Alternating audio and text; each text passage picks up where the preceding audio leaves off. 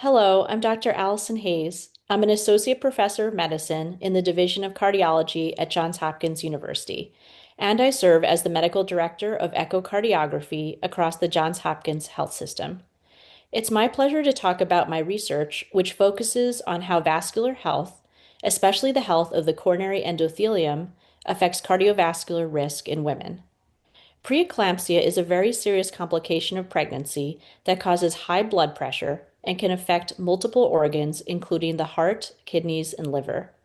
It affects up to 8% of pregnancies worldwide and remains a leading cause of maternal complications and death.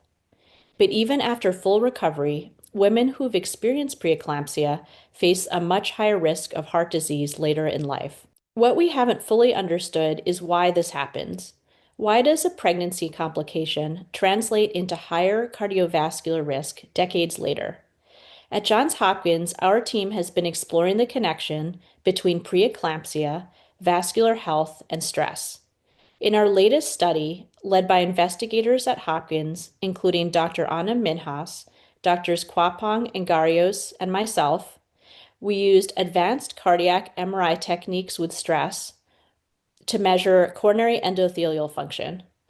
This gives us a window into the very earliest stages of vascular disease, before symptoms occur and before structural disease to the arteries happen.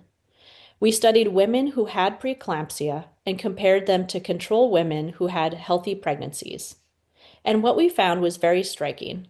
Women with a history of preeclampsia had much worse coronary endothelial function.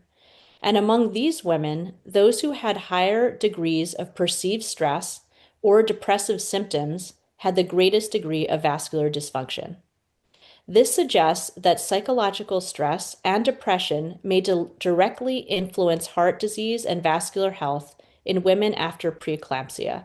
And this is a very powerful reminder that the mind and heart are interconnected.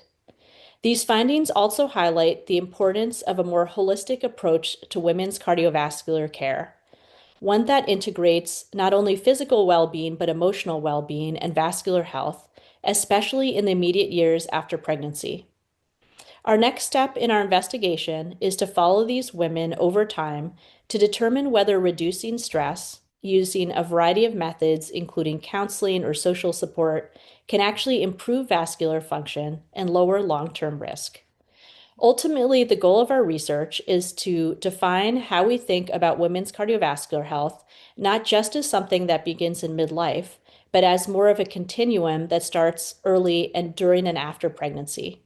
And by identifying early signals such as these, we can intervene sooner and protect women's hearts for over their lifetime. Thank you.